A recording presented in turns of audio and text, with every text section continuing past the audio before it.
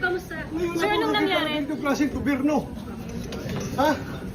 As sitting president, hinaharang hindi papasukin sa sesyon. Kung ako'y absent, hinahanap ako ninyo. Sumusweldo. Hindi nagpapakita. Ngayon, papakita ko dito. Oh, hinara ko naman yung biyay. Nirestling ako doon. Sugat-sugat ako. Why are you here, sir? Papasok! This is the Senate! Wala silang respeto sa institusyon ng Senado. Bakit gano'n ang NBI? Ha? Ano pong plano niyo, sir, sa ginawa sa inyo, sir?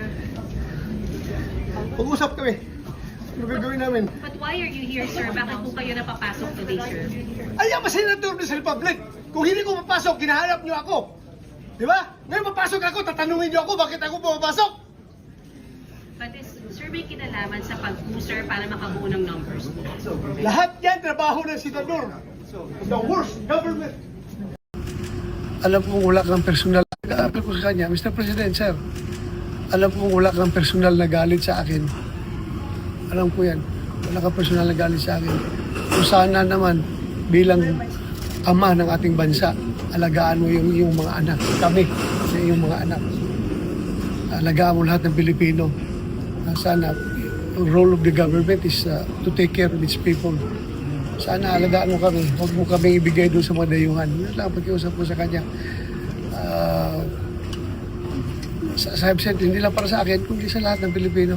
Huwag niyo pong ipagkanulo ang inyong kapwa Pilipino sa mga banyaga. At alam mo, sir, kung anong paghirap ko sa serbisyo. Ginawa kong lahat para sa bayan, hindi yung pagsarili ko. Hindi yung para sa sarili kong kapakanan. Hindi ako nagpayaman sa serbisyo. Nagtrabaho ako ng gusto, faithfully. Sir, ano masasabi? Kaya itong appeal ko dito sa kanya, hindi lang para sa akin, kundi paano na rin sa lahat ng mga Pilipino na malagay sa ganitong sitwasyon. Hindi natin alam. Pagdating ng araw, ikaw rin, Mr. President, haharap sa ganitong sitwasyon. Ikaw rin, Mr. President, ang magka-problema na ganito, malaman mo, you will feel what I feel right now. Bakit kayo naiyak, sir? Ha? Bakit po kayo naiyak? Tao lang ako. Hindi ako robot.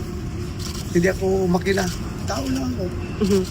How's your My family? appeal is sincere to the President. How's your family? And what do you feel, sir? Sabi mo kanina, kung nararamdaman lang ng Pangulo ang nararamdaman mo, how would you describe how you feel, sir?